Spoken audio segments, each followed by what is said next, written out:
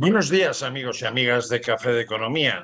En este domingo de julio, tórrido donde los haya, porque madre mía, qué semanita de calor hemos pasado. La calor ha pegado fuerte, fuerte, fuerte, tanto en el punto climatológico, porque ha habido puntos de España que hemos superado incluso los 45 grados, y en el político y económico la cosa está que arde, porque ahora resulta que en el debate de Estado de la Nación, que va a ser el tema que vamos a abordar en el día de hoy en nuestro programa de Café de Economía, resulta que al presidente del gobierno se le ocurre sacarse la chistera, atacar a la libertad que tiene la empresa de alguna manera de tener accionistas, y a las eléctricas y a la banca, pues cañonazo de impuestos.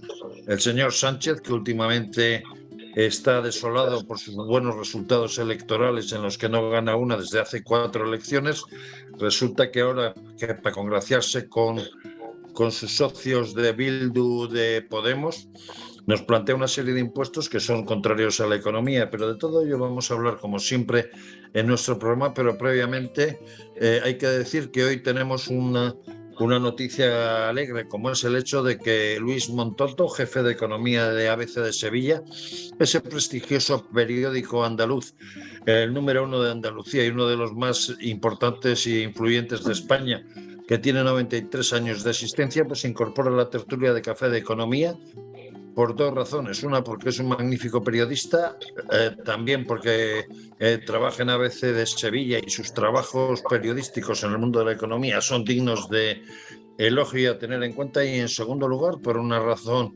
muy concreta. El pasado día 14, el pasado jueves, Andalucía ya dio lugar a que tenga un nuevo presidente después de las últimas elecciones, y Juan Manuel Moreno Bonilla va a iniciar una etapa histórica en Andalucía, y una etapa que va a ser decisiva para el futuro de la región, teniendo en cuenta que tiene mayoría absoluta y que ya es presidente de la Junta de Andalucía.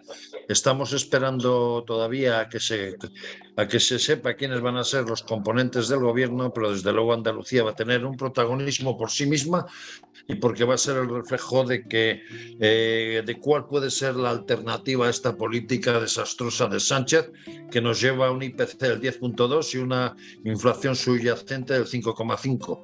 Pero de todo esto nos va a contar desde casi el propio hemiciclo Miguel Ángel Paniagua, nuestro subdirector de Café de Economía, que nos va a hacer el editorial como opinión del programa. Buenos días, Miguel Ángel, adelante con los faroles. Buenos días, gracias Eugenio. Buenos días a todos los contertulios y a toda nuestra audiencia.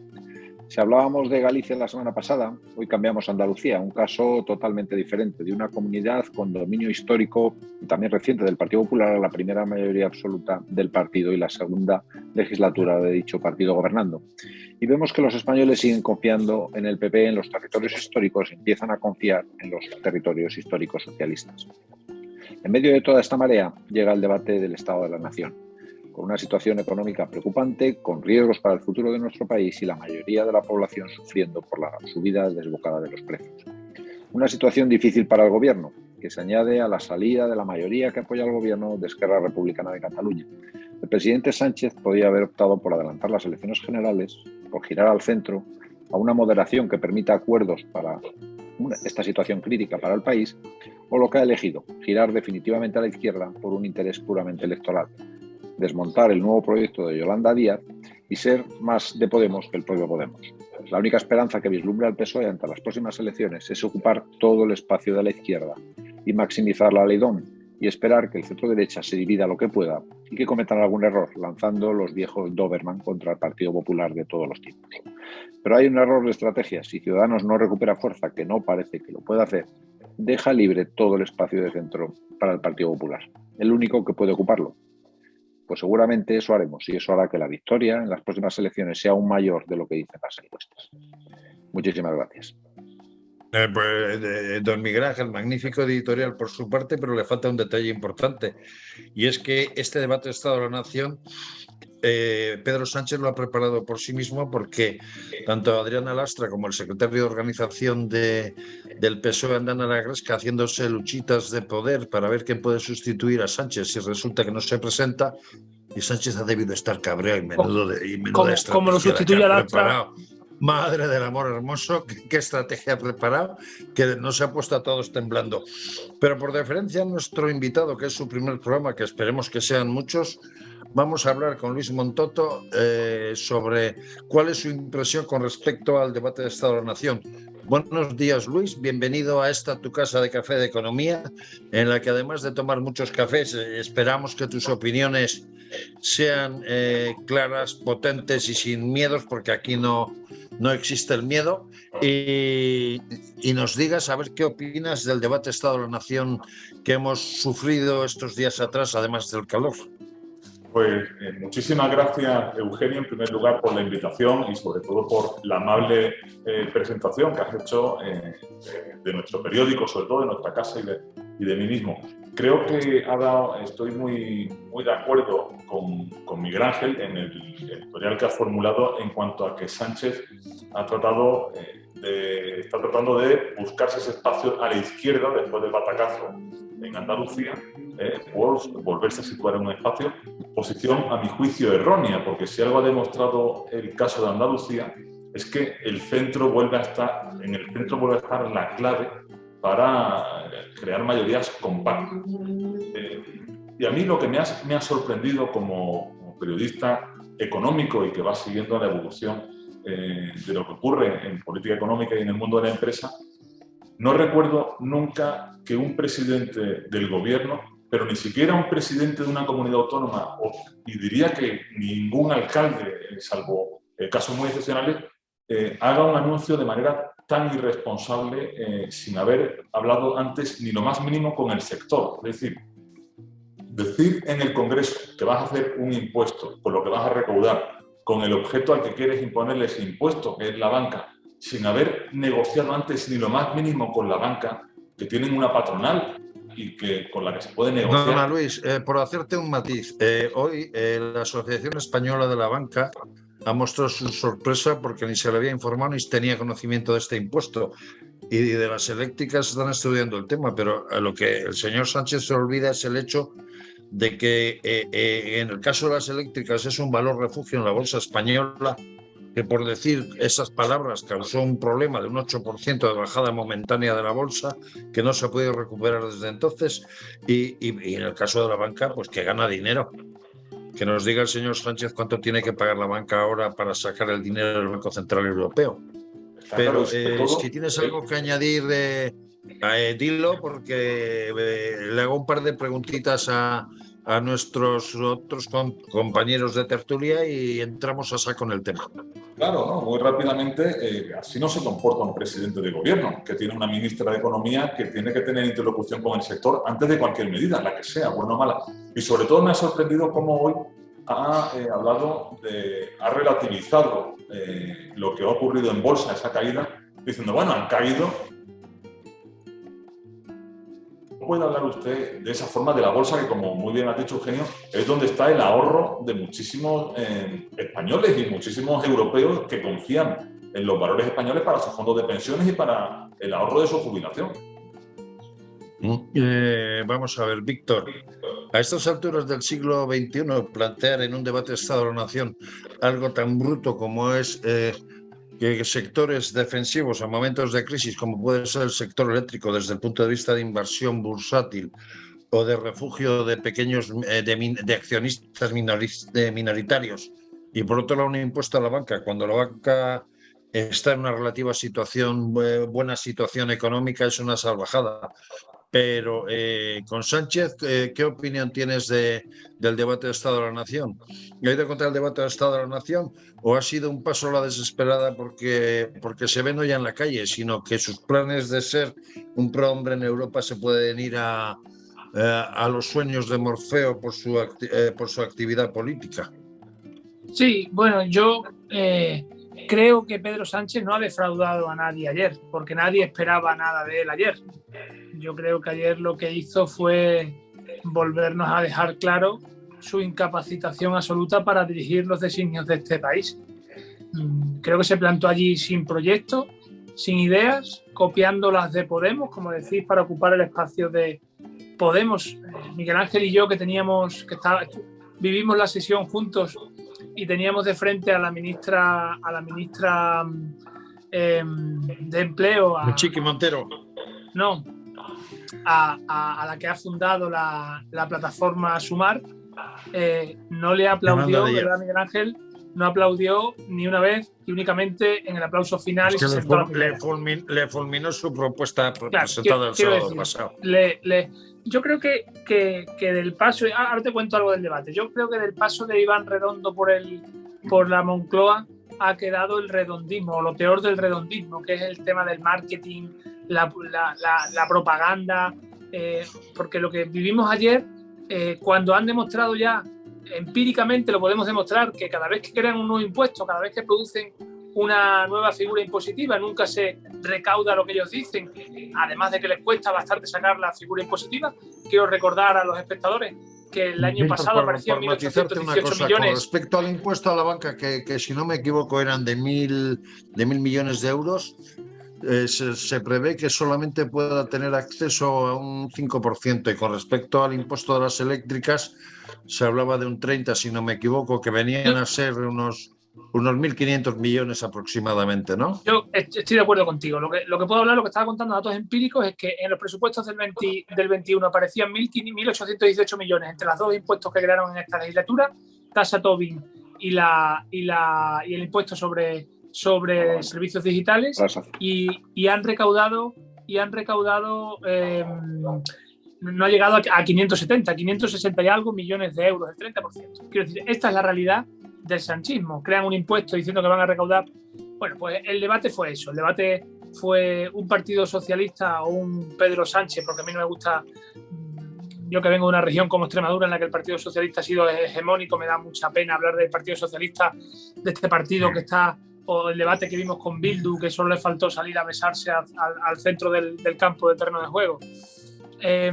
Pero bueno, enfrente estaba el Partido Popular. Yo quiero poner en valor el discurso de Cuca, quiero poner en valor cómo ofrecimos políticas económicas. Si te parece, vamos a hacerlo más adelante porque nos queda la opinión de Miguel Ángel Paniagua, pero hay que decir, como curiosidad, a nuestro querido Víctor Piri resulta que le han mandado hace poco una invitación desde la Junta de Extremadura y aledaños de la Junta de Extremadura para la inauguración del AVE en Extremadura, y resulta que es un tren de altas prestaciones que la media que va a tener para ir de Madrid a su Badajoz son 89 kilómetros por hora. Víctor, ahorra dinero para comprarte otro coche, porque si no te vas a pasar el fin de semana en la carretera.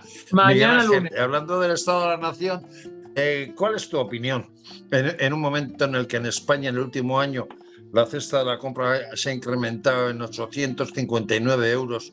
¿Cuál es tu opinión más o menos sobre lo vivido ayer en la Cámara Alta, el pasado martes y miércoles en la Cámara Baja, en el Congreso, con la intervención del presidente del Gobierno? Bueno, pues estoy bastante de acuerdo con lo que dice Víctor, que del redondismo, del marketing y de todo eso, porque al final tomar unas medidas para combatir esta inflación desbocada en la que vivimos, lo hicieron tarde, tardaron bastante en aplicarlas. En el caso, por ejemplo, de la sección ibérica, tardaron casi 2 meses o 2 meses exactos, y no se ha solucionado el problema. Seguimos estando por encima de la media europea en inflación, cuando se supone, porque nos lo dijo la ministra Calviño y lo han seguido repitiendo en este debate de investidura, que a España no le afectaría tanto como a otros países europeos, como a la mayoría de los países europeos, la invasión rusa de Ucrania. Con lo cual es pura gestión las consecuencias que estamos teniendo. Las medidas no han funcionado, vuelven a prorrogar las medidas, añaden un par de medidas. Las dos cooperadas del Partido Popular no ha sido capaz de reconocerlo durante el debate, y se saca de la manga 2 impuestos que van a generar subidas en los precios porque van a ser repercutidos a los clientes sí o sí. En el caso de la banca es seguro 100%, o sea, no hay ninguna duda, porque la banca tampoco está en una situación muy boyante durante estos años con tipos de interés en el 0%. El sistema financiero no puede avanzar, no puede generar grandes beneficios, es imposible. Entonces, al final, todo lo que pueda recaudar de impuestos, que él hablaba de 1.500 millones anuales, que ya veremos al final, como bien dice Víctor, lo que es la realidad, eso al final lo acabarán pagando los clientes, con lo cual aportará todavía una mayor inflación. Es decir, lo de siempre que estamos viendo durante estos meses. Los españoles cada vez pagan más por los servicios, por los bienes y por los servicios, y el Estado cada vez recauda más. Luis, por hablar de alguna manera, hubo un aspecto ayer en el debate de Estado de la Nación que ni se tocó. Y a mí me pareció muy vergonzoso y te acordarás, estando Susana Díaz de presidenta de la Junta de Andalucía, prácticamente se hizo un llamamiento a toda la sociedad andaluza, a sectores económicos, sociales, sindicales, políticos, para pedir el reconocimiento de que Andalucía estaba mal financiada, que era necesario 4.000 millones de euros para que esa financiación pudiera abordar distinta problemática económica que tenía Andalucía para hacer gestiones. Y resulta que ayer, por ejemplo, el debate de Estado de la Nación, teniendo en cuenta que hace 7 años no se ha celebrado, ni menciona el tema. ¿Qué opinión te merece, por ejemplo, esa circunstancia? ¿Está despreciando a Andalucía por el hecho de que ha cambiado de signo político y que ahora además ese signo político tiene mayoría absoluta y que puede ser la alternativa al propio Sánchez? ¿O simplemente es un desprecio a la realidad autonómica española y a la región más importante en número de habitantes de España? Es un desprecio no solo a Andalucía, sino hablaba con Víctor del tren a Extremadura, ¿no? Es que en el Congreso solo se habla de Cataluña y solo se habla del País Vasco. O sea, el resto de las regiones no existen. No existe el problema de infraestructuras en Extremadura, eso no existe, y no existe el problema de financiación en Andalucía. Efectivamente, nosotros tenemos una ministra de Hacienda que cuando era consejera decía que Andalucía tenía una infrafinanciación de 4.000 millones de euros al año y pidieron con mucha vehemencia, le pidieron a los gobiernos del Partido Popular 4.000 millones de euros más al año. Aquí el gobierno de coalición del Partido Popular y Ciudadanos hizo los cálculos y pidió 1.000. Dijeron, mira, 4.000, realmente el sistema tiene que haber recursos para todos y calcularon la infrafinanciación no en 4.000, como decía la ministra, sino en 1.000, 4 veces menos. Bueno, pues esa petición no ha sido atendida por quien más vehementemente la defendió justo antes de irse a Andalucía. Pero eso suele ocurrir mucho. Un consejero socialista se va de Andalucía y ya no se acuerda de dónde estaba esta región.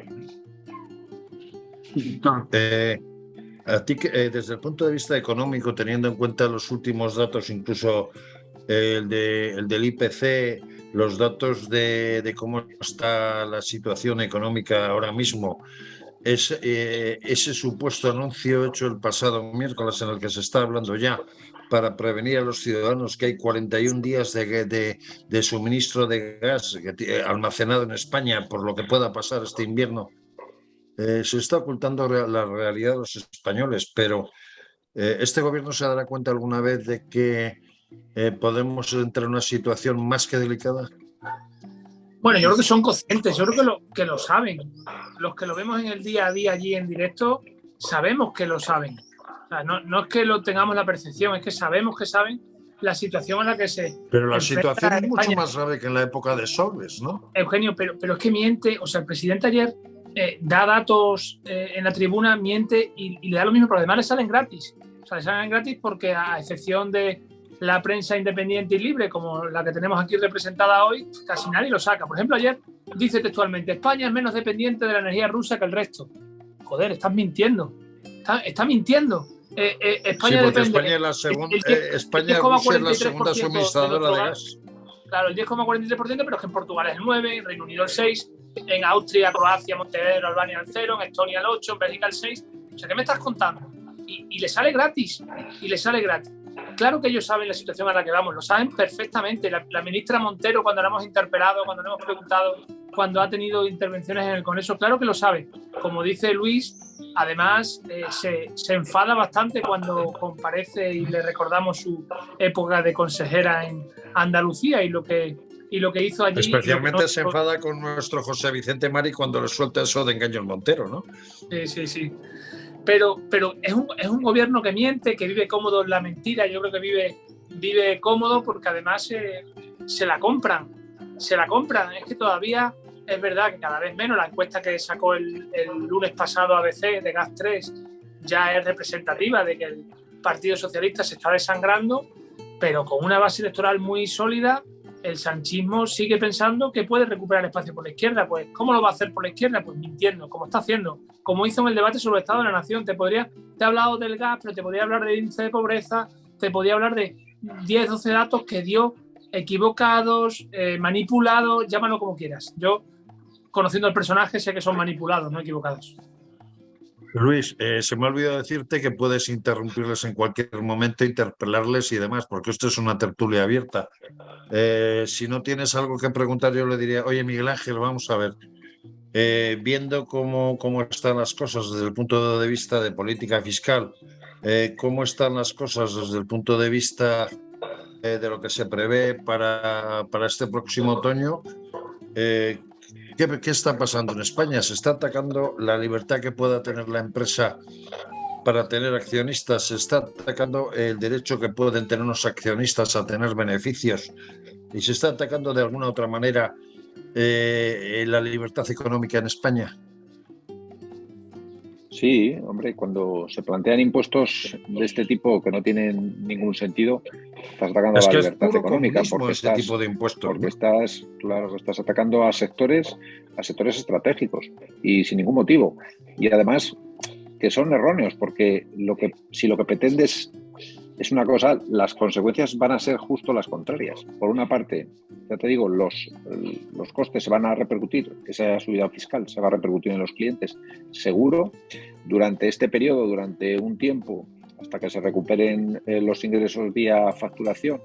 Todos los accionistas, en el caso de las eléctricas especialmente, que son muchos pequeños accionistas españoles, que tienen ahí pues parte de sus ahorros en acciones del sector eléctrico, pues estarán viendo perder sus ahorros de una manera, en el caso de estos días, de una manera brutal, ¿no?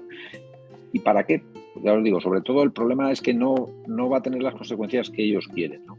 La única consecuencia favorable es que ellos van a recaudar más, no las cantidades que plantean, porque nunca las cumplen, como bien decía Víctor, pero sí recaudar más. Es que ellos están en una espiral de recaudación porque como no saben gestionar, no son capaces de ahorrar absolutamente nada, necesitan fondos para subsidiar a la mayor parte de la población española.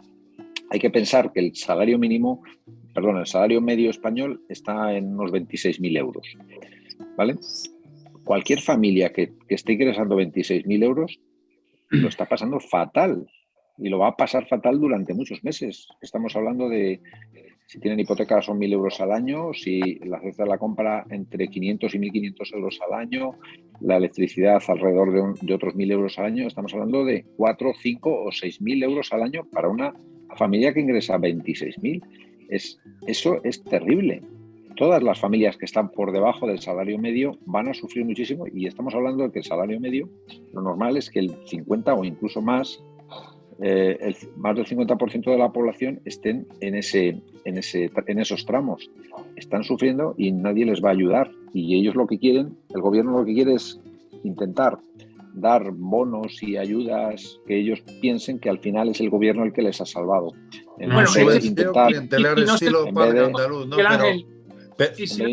Sí, pero perdón un momento, Víctor, porque es una cosa complementaria a lo que ha dicho Miguel Ángel y a mí, que es lo que realmente me preocupa. El gobierno ha pedido un adelanto de 12.000 millones de euros de los fondos New Generation a la Comisión. Pero es que luego la Comisión le ha dado otros 7.000 millones de euros por el hecho de que todavía hemos llegado al nivel prepandemia desde el punto de vista de la recuperación. Son 19.000 millones de euros. De la manera que está gestionando el gobierno las cosas y con la crisis que se prevé por la guerra de Ucrania y por la inflación y por otro tipo de cosas, ¿qué va a pasar con ese dinero? Tampoco se va a gestionar, porque eso podría ser un acicate importante para la revitalización de España, ¿no? Sí. Sabemos, Víctor, perdonad, el que quiera. No, yo solo te decía, Miguel Ángel, sobre el tema de los impuestos, que el miércoles, el jueves se debatió una propuesta de impulso de Podemos, dando ideas al gobierno muy curiosas sobre incrementar el impuesto a los supermercados para dar cheques de comida. O sea, lo que estabas tú comentando es que ya lo ha propuesto Podemos, no descartemos que la medida obviamente se votó en contra, pero que en algún momento se acabe implementando. Sobre los fondos europeos, Eugenio, es que los libramientos de fondos están tasados en el acuerdo de asociación que se firma para los NECs con Europa. Entonces, el anticipo inicial más el resto de pagos van en función de certificaciones. Ellos están certificando porque aunque no están ejecutando, la Comisión Europea te admite como certificación el envío de ese fondo, ese dinero a la Comunidad Autónoma de Extremadura o Andalucía para el proyecto X o para el PERTE tal. Entonces, como ellos internamente están certificando, la Comisión Europea está librando los fondos. Yo ahí no veo que los está ejecutando mal, seguro. Que los está ejecutando de forma opaca, seguro. Que no los va a ejecutar en su totalidad, ya lo dice la COE. En el primer año y medio de ejecución, solo 800 millones de euros han llegado a las pymes de este país. 800 millones de euros de los 77.000 que van a venir. O sea, que claro. ¿No? ¿Y vas a decir algo, Miguel Ángel, o si no, que Luis interven y si quieres preguntarles algo porque el programa también es tuyo? Claro, pues Luis. Eugenio. No, quería, al hilo de lo que ha comentado Miguel Ángel, ¿no? de la filosofía que tiene esta subida de impuestos, por supuesto que es política socialista el intentar subsidiar, ¿no? el tema. Pero creo que aquí hay un componente que es muy grave y es el gobierno sabe perfectamente que las cifras de recaudación que ha planteado no las va a lograr. Es una cuestión política, es decir, hace una semana habló de que había oscuros intereses de capital en contra de su gobierno para derrocarle y ahora pues se saca de la manga estos dos impuestos como relato en contra de ese capital. Pero es que la imagen, en una situación de crisis, la imagen exterior que como país da España, sacándose dos impuestos de la manga, sin negociarlo con el sector, sin anticiparlo, es lo peor que le puede pasar ahora a un país, dar la imagen de no ser un país fiable para el inversor y no ser un país donde el escenario es predecible, donde las normas están claras y donde lo que va a hacer el gobierno más o menos genera una certidumbre, ¿no?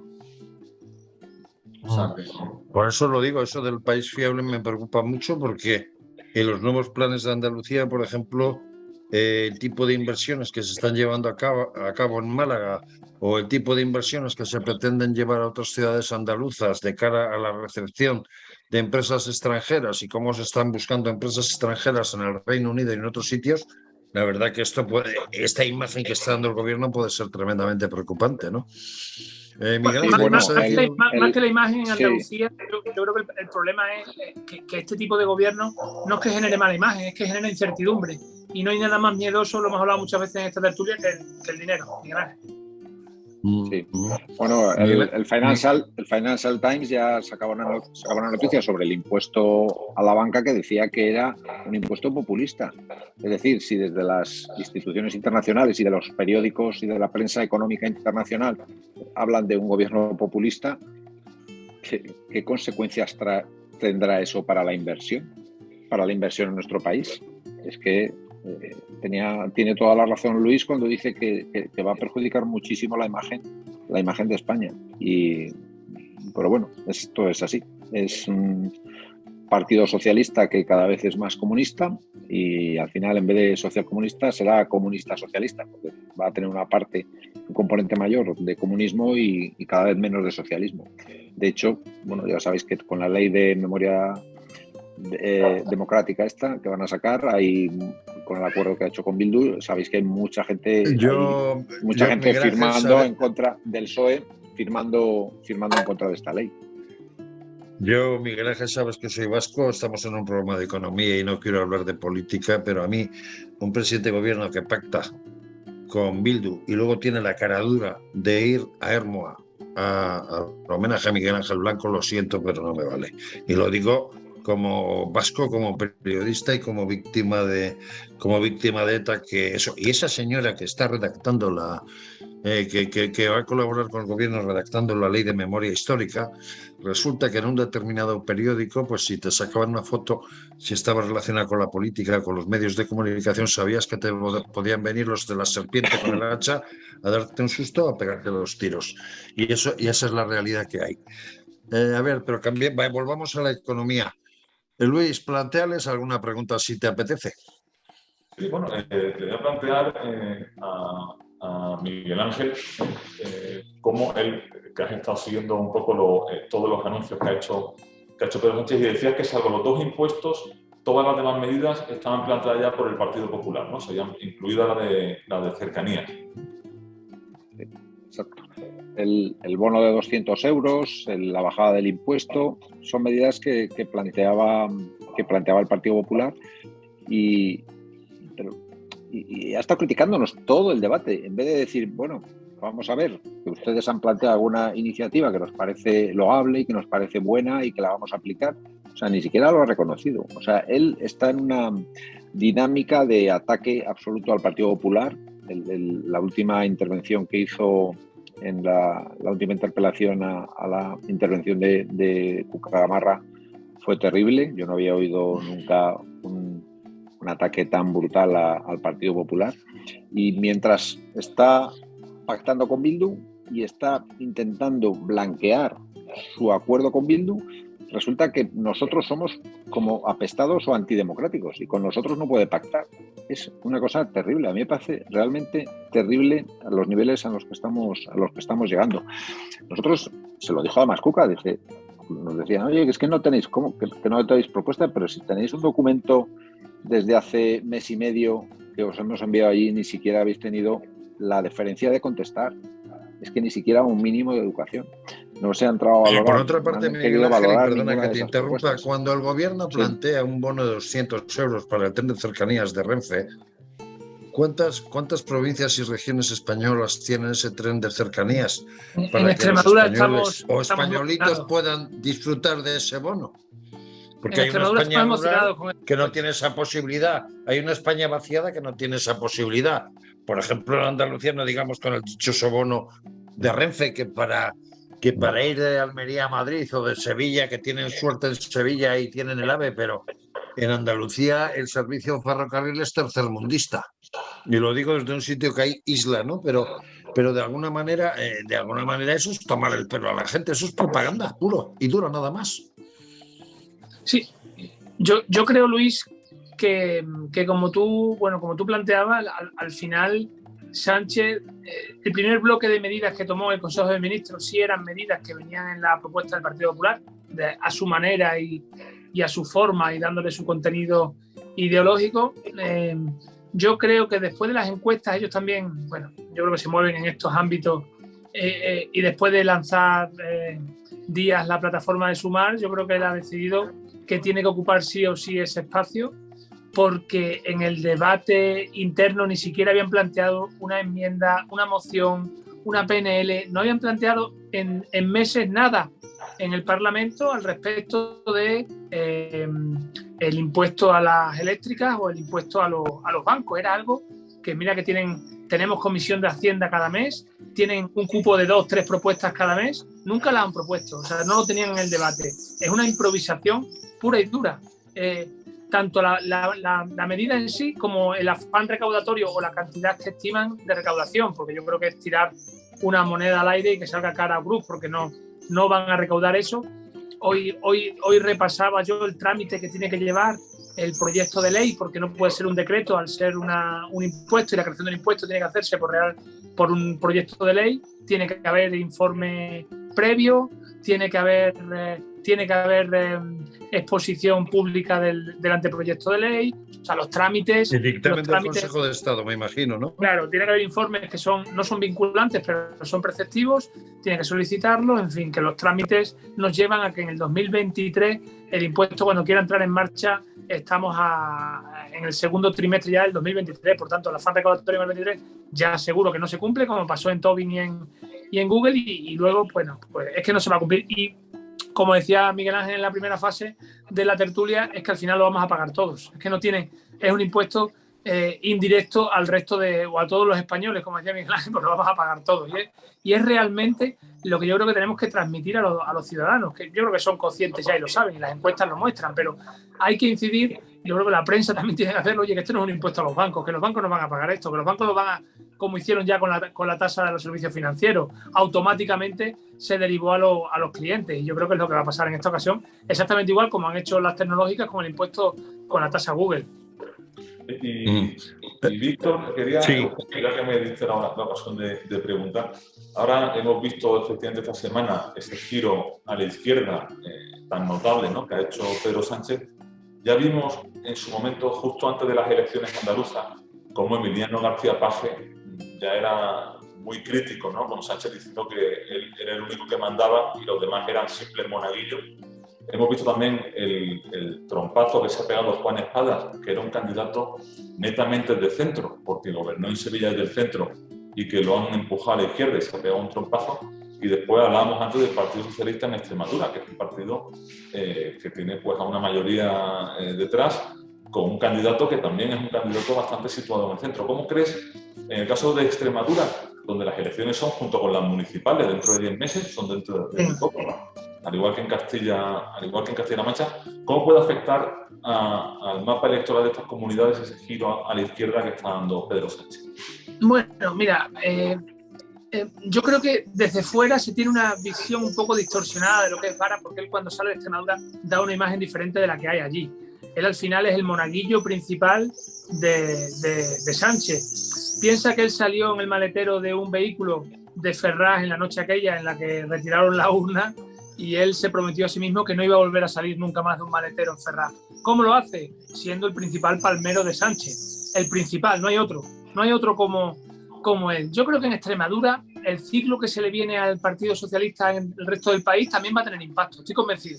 Estoy convencidísimo de que los extremeños, que somos gente moderada, gente trabajadora, un sector primario muy fuerte, con mucho peso del sector funcionarial, no va a comprar estas medidas populistas a este gobierno y no va a comprarle a Vara su inacción ante todo esto. Piensa que tenemos la tercera inflación más grande de España, pese a tener la peor renta. O sea, somos los ciudadanos españoles que más estamos sufriendo esta inflación, y allí nadie dice nada. Yo creo que Guillermo Fernández Vara está viviendo, y lo digo como lo siento, sus últimos meses como presidente de Extremadura, porque además lo merece. Lo merece porque yo creo que esa genuflexión constante a Sánchez, que allí vivimos y que sufrimos en Extremadura, creo que merece un castigo por parte de los extremeños, un castigo contundente en las urnas, y con la diferencia de que el Partido Popular va a presentar una candidata este fin de semana. Ayer sábado se ha celebrado el Congreso regional del Partido Popular de Extremadura, con una candidata joven, una candidata fresca, una candidata dinámica, y que el milagro andaluz, la verdad es que, Luis, los andaluces para nosotros sois un ejemplo y sobre todo una aspiración. Yo creo que el milagro andaluz tenemos que trasladarlo a Extremadura, porque casi 40 años de socialismo tienen a la región sumida en la más absoluta pobreza y en la más absoluta ruindad o ruina, y necesitamos salir adelante como sea. Como estamos en el tramo final del programa, vamos a hablar de Andalucía. El pasado jueves Juan Manuel Moreno tomó posesión del cargo. En este caso pues, se va a encontrar sin dos pilares importantes como son Elías Bendodo y Juan Bravo. No van a estar en este gobierno porque han sido reclamados por Núñez Feijóo para dirigir como coordinador general y como responsable económico del PP desde Génova. Luis, ¿cómo ves el futuro del gobierno de Juan Manuel Moreno? Y si sabes algo, pues no sé, sabemos que Aguirre puede ser candidato a la presidencia del Parlamento, pero ¿se sabe quién puede ser el sustituto de Juan Bravo? ¿Se sabe quién puede llevar las riendas de la estrategia de la Junta de Andalucía, como hasta ahora llevaba Elías Bendodo, que seguirá vinculado a Andalucía como senador por la comunidad autónoma, pero no es lo mismo que el gobierno? La realidad es que si preguntamos fuera de Andalucía qué tres consejeros se conocen del gobierno, se conocería a Jesús Aguirre, el de Sanidad, porque además creo que tenía una personalidad muy singular y gustaba mucho las explicaciones que daba y cómo las daba. Y Jesús Aguirre no va a ser consejero porque va a ser presidente del Parlamento andaluz. Eso ya es seguro y confirmado por el presidente. Juan Bravo y Bendodo, que son los otros dos pilares que ha tenido el gobierno, ambos se van con Feijóo. Entonces, ahora mismo a Juanma Moreno está como quienes son aficionados al fútbol saben que el Sevilla Fútbol Club, cuando llega el verano, le quitan a muchas de sus estrellas y tienen muchas veces que reconstruir un equipo o medio equipo, ¿no? Y Juanma Moreno tiene que reconstruir medio gobierno, porque entre los que se le han ido de su partido a Madrid o a otras instituciones. Pero ¿quién es el mochi de Juan Manuel Moreno? Bueno, de Juan Manuel Para Moreno, buscar los fichajes. hay una persona que va a tener mucha importancia en el nuevo gobierno, que va a ser Antonio Sanz. Antonio Sanz ha sido siempre la mano derecha de Javier Arenas.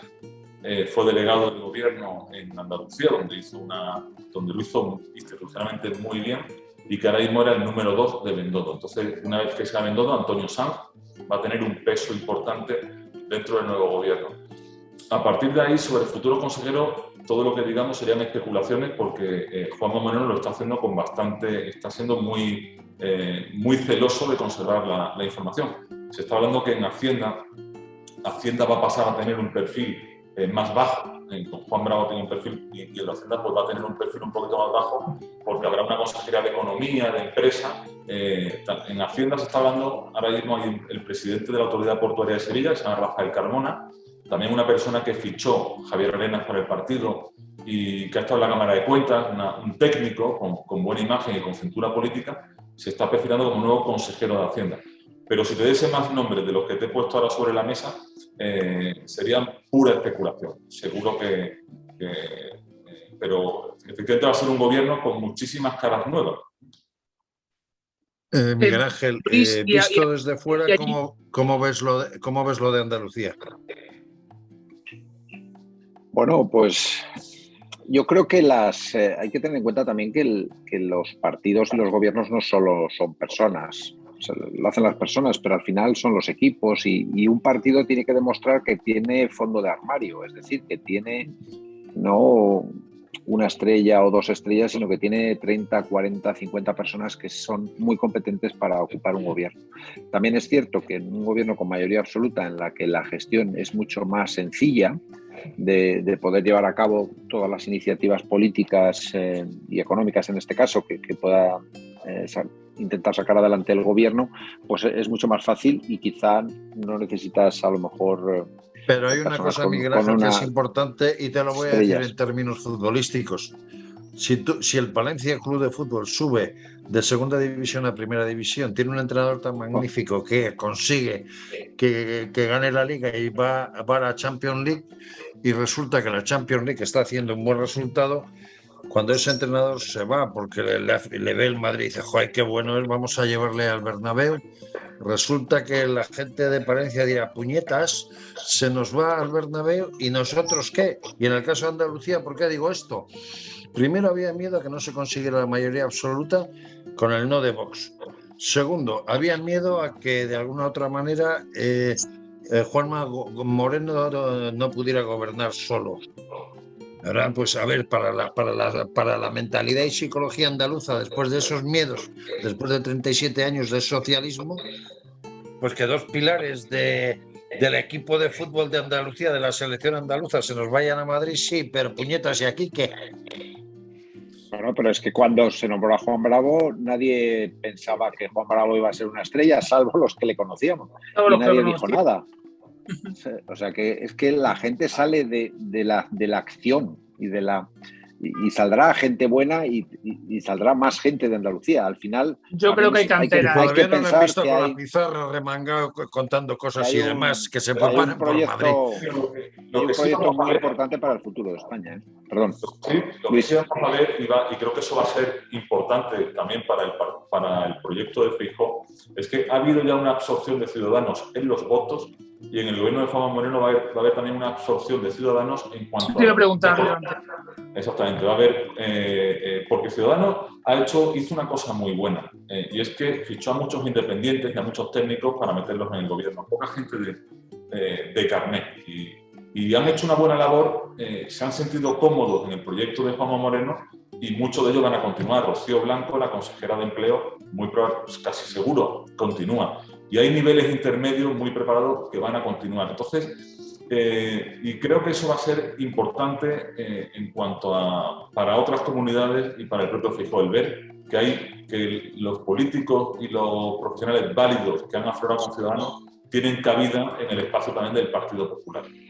Esto también lo vamos a ver. Además hay una frase que ha dicho evitando la Juan ilusión. Manuel Moreno que es importante, sino que él no va a gobernar para el Partido Popular, sino que va a gobernar para los intereses de los andaluces. Veremos a ver qué es lo que sucede. Pero como ya casi estamos a final del programa, yo, Miguel Ángel y Víctor, os pediría un poco, pues, que nos dierais vuestra impresión con respecto a si Andalucía puede ser el espejo para esa alternativa que se está planteando por parte de Alberto Núñez Feijóo de cara a las próximas elecciones generales, y si veis que hay alguna forma de parar este desastre económico que se nos puede plantear a España con la gestión de doña Engaños Montero, don Pedro Sánchez y doña Nada Calviño, como dices tú, Víctor. Yo que creo, Eugenio, que nuestra alternativa económica, social y política, basada en la moderación, tiene mucho de la alternativa económica, social y política basada en la moderación que ofreció hace muy pocas semanas Juanma Moreno a sus electores en Andalucía. Yo creo que tiene mucho que ver una cosa con la otra. Creo que los españoles lo que quieren ahora es eso, exactamente igual que los andaluces.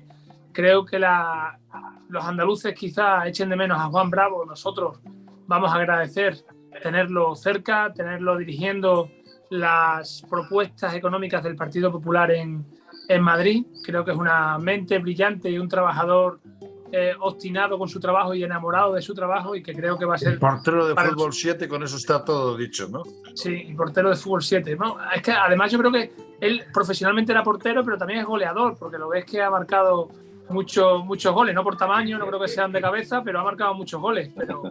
Pero yo creo que nuestra política a nivel nacional tiene mucho de lo que ha hecho Juanma en Andalucía. Estoy convencido y espero que los resultados sean los mismos. Miguel Ángel, ya para cerrar, por tu parte. Nada, exactamente lo mismo. Yo creo que se va a haber mucha huella en el proyecto nacional tanto de Galicia como de Andalucía. Y yo creo que también desde Madrid, también del proyecto de la Comunidad de Madrid, que a nivel económico ha dado un salto cuantitativo espectacular en los últimos 15-20 años. Y yo creo que de todo eso habrá que recoger aquellas cosas que puedan aplicarse a todo el país. Yo no creo que las comunidades autónomas tengan mucho margen de maniobra para solucionar estos problemas en los que estamos, de inflación y de déficit y deuda excesiva. Yo creo que es muy difícil que las comunidades autónomas puedan solucionarlo más allá de poder cubrir las necesidades de la gente más vulnerable, y yo creo que se necesita un gobierno fuerte a nivel nacional que pueda solucionar todos estos problemas. Los que queremos, conocemos y sabemos cómo es Juan Bravo, pensamos que es muy merecido que vaya a Madrid, porque entonces la política económica española estará segura de cara a un futuro en el momento que se produzca una alternativa. Pero Luis, tú has empezado por ser nuevo en la tertulia, pero ya no cierras como nuevo, sino como jefe de economía del periódico más importante de Andalucía y de uno de los periódicos de referencia de España. ¿Qué idea fuerza transmitirías con respecto a qué es lo que podemos esperar en Andalucía de cara al futuro, o qué ilusiones hay de cara al futuro con respecto a Andalucía y esta mayoría absoluta que vamos a disfrutar o sufrir en los próximos 4 años? Pues yo creo que Juanma Moreno, primero, él es consciente de que ahora, con una mayoría absoluta, tiene mucha más, siente más el peso de la responsabilidad que antes, y eso él lo ha afirmado. Andalucía ya ha construido, ya tiene un nuevo relato económico, que es un relato de estabilidad, un relato de bajar impuestos, un relato de reducir trabas burocráticas, y ahora lo que debería ocurrir es que lo que se ha empezado a hacer en la primera legislatura, con dificultades porque había socios de gobierno y socios en el Parlamento que estaban enfrentados entre ellos, como sabemos que es la relación de Vox y Ciudadanos. Ahora el nuevo relato de la economía andaluza debería ir más rápido. Es decir, en las reformas que quiere hacer Juanma Moreno, especialmente en el sector público y en reducción de trabas burocráticas, eso tiene que ir más rápido. Después, Juanma Moreno tiene y lo ha dicho en repetidas ocasiones en los últimos días, que él quiere salir a ganarle a Madrid. Y lo dice con la ambición de, oiga, Nosotros aquí tenemos que atraer también a grandes empresas, grandes inversores, y tenemos que aparecer ante el mundo como una región liberal, en el mejor sentido de la palabra, una región abierta y una región en la que todo el que va a invertir, todo el que va a crear riqueza, todo el que va a crear un proyecto de vida, tiene su sitio, que es lo que hoy representa Madrid. Entonces, me gusta que Andalucía y que en el sur de España esté esa vocación de crear un territorio amigable para la inversión y para el dinamismo. Y esa es su responsabilidad y va a tener 4 años con una mayoría absoluta, que es una oportunidad que hasta ahora en Andalucía ha sido única en su historia como comunidad. Y además Juanma Moreno ha conseguido una cosa importante, y es gente que, no siendo andaluces, hemos optado por la acción voluntaria de vivir en Andalucía, pero nos sintamos orgullosos de que esta maravillosa tierra por fin levante la cabeza y ese orgullo andaluz no se vea pisoteado por rémoras del pasado, sino que se vaya con gallardía y con fuerza como sabe ir un andaluz, además diciendo, oiga, que somos líderes, ¿no? Eso es muy, muy, muy importante de cara al futuro de Andalucía. Pues amigos y amigas de Café de Economía, esto ha sido todo por este domingo. Esperamos que no les hayamos agriado mucho el café y de una u otra manera, pues que disfruten del día. Años atrás, hoy era un día interesante porque se recibía la paga extra. Si tal y como van las cosas, no, a partir del septiembre podemos llegar a final de mes, podemos estar contentos. Pero como estamos en verano y en mitad de julio, a pesar de las tórridas temperaturas, a disfrutar. Y hasta la semana que viene aquí en Café de Economía en Factores de Poder. Gracias por todo. Buenos días. Adiós.